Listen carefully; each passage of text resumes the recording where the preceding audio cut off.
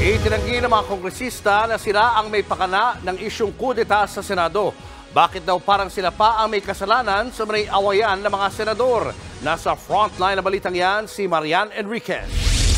Sa gitna ng umuugong na kudeta o pagpapalit liderato sa Senado, nanindigan ng mga senador ng solidong suporta kay Senate President Mig Zubiri. Ang intrigang ito hindi raw galing sa kanilang hanay.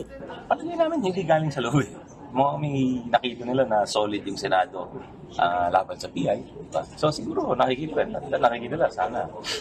Yung iba, ayaw mangyari yun. Dahil, especially kung yung mga sektor na gustong buwagin ng Senado, ayaw nilang solid ang Senado.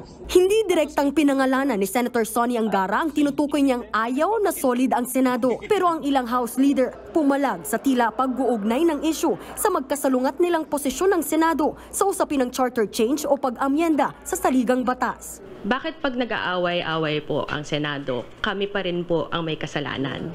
Wala naman pong kinalaman ang House of Representatives sa gusto ng Senado in terms of their leadership. They have their own internal rules. We respect who they want to place as their leader. So bakit po nadadamay na naman po ang Kongreso na parang kami po ang mga masama dito? Nagulat daw ang mga mambabatas na may ganitong pasaring.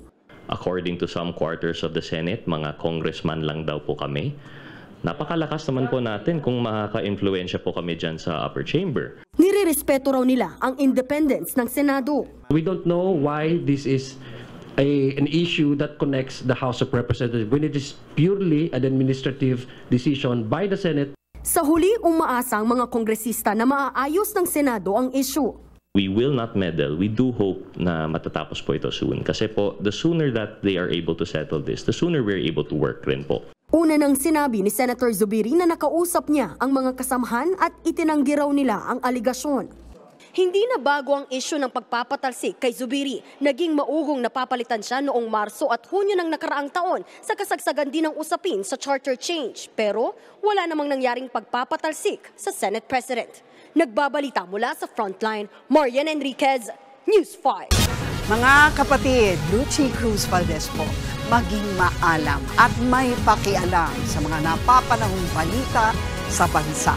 Tumutok at mag-subscribe sa News 5 social media pages.